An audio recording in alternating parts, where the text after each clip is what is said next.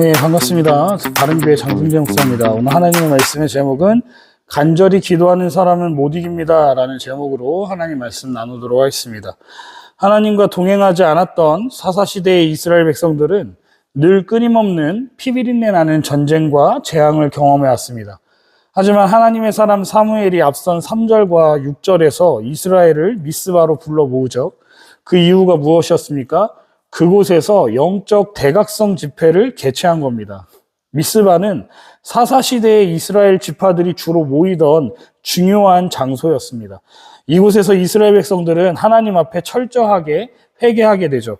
그런데 갑자기 7장 7절을 보니까 블레셋 사람들이 이스라엘 자손들이 미스바에 모였다라는 소식을 듣고 전쟁을 벌이려 쳐들어온 것 아니겠습니까? 이스라엘 백성들은 두려워했고 이 사실을 사무엘에게 전달을 합니다. 당신이 우리를 위하여 우리 하나님 여호와께 쉬지 말고 부르짖어 우리를 블레셋 사람의 손에서 구원해달라고 말입니다. 사무엘은 그 말을 듣고 바로 하나님께 제사를 드릴 준비를 했음을 볼 수 있죠. 사무엘이 하나님 앞에 번제를 드리고 기도하니까 하나님께서 응답하셨다라고 9절에 나옵니다. 어떻게 응답하셨습니까?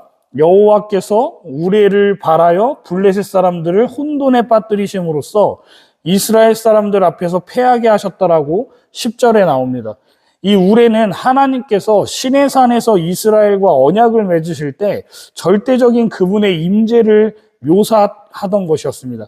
여기서 여호와의 우레가 임함은 그분의 능력을 다시 한번 과시하는 행위라고 할 수 있습니다. 하나님의 우레는 12장 18절에서 다시 한번 또 등장함을 볼 수 있습니다. 오늘 우리는 이 본문에서 무엇을 알 수 있습니까? 이스라엘 백성이 그동안 블레셋 사람들에게 늘 패배하며 살아왔다면 이번에는 완벽한 승리를 거두었다라는 거예요. 그 승리의 비결이 무엇이냐는 겁니다. 바로 하나님을 의지하는 것이었음을 우리는 깨달아야 된다는 거예요. 이스라엘 백성들은 그동안 자신들 멋대로 전쟁을 치러왔습니다.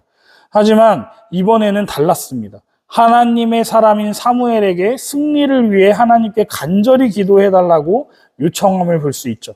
그렇습니다. 하나님은요, 자신의 자녀들이 간절히 기도할 때 일하신다는 거예요.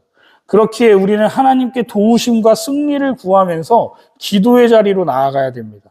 그런데 우리는 기도의 중요성을 알면서도 먼저 우리 나름의 방법을 찾으려 하는 것 같아요. 사람들에게 조언을 구하고 인간적인 방법을 따라서 해결해 보려고 노력하지 않습니까?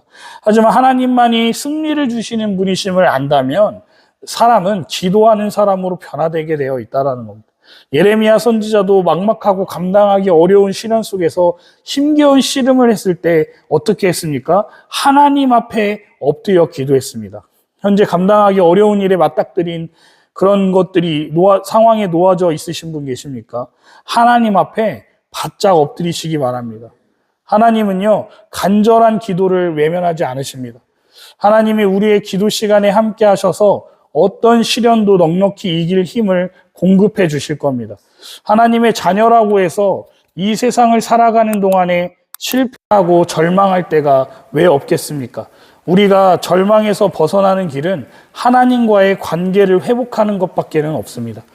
우리가 죄를 자백하면 하나님은 우리 죄를 용서하실 뿐만 아니라 우리를 가까이 해주신다라고 약속하셨습니다. 우리의 간절한 기도를 들으시고 모든 절망에서 벗어나 소망 가운데 거하도록 은혜를 베풀어 주실 겁니다. 기도는 하나님께 전적으로 맡기는 것이라 할 수 있습니다. 그분의 역사를 기대하고 신뢰하는 행위입니다. 기독교 역사에 하나님께 위대하게 쓰임받았던 사람들은 모두 기도의 사람이었음을 아십니까? 이 감리교 창시자인 존 웨슬리는 매일 새벽 4시에 일어나서 2시간 동안 하나님 앞에 나아가 기도했다라고 말합니다. 종교개혁자인 마틴 루터 역시 하루 2시간 기도하지 않으면 그날은 사탄이 이긴다라고 했습니다. 그래서 이런 말을 남겼죠. 나는 너무 할 일이 많기 때문에 하루에 3시간 이상 기도해야 한다라는 명언을 남긴 바 있습니다. 오늘날 저와 여러분들은 모든 것이 풍족한 시대에 살고 있습니다. 그래서 그런지 육체적으로는 부족한 게 없을지 몰라도 영적으로는 빈혈증에 걸렸다고 해도 과언이 아닌 상태가 된 것 같아요.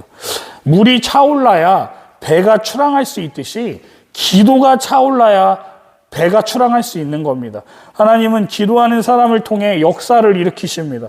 온 이스라엘이 미스바에 모여 회개하고 있을 때 블레셋이 쳐들어왔지만 하나님 앞에 간절히 기도하니 하나님은 역사하셨습니다. 그러니 오늘 우리의 삶의 시작도 기도로 시작해서 기도로 하루를 마무리하는 저와 여러분들 되시기를 주님의 이름으로 축원드립니다.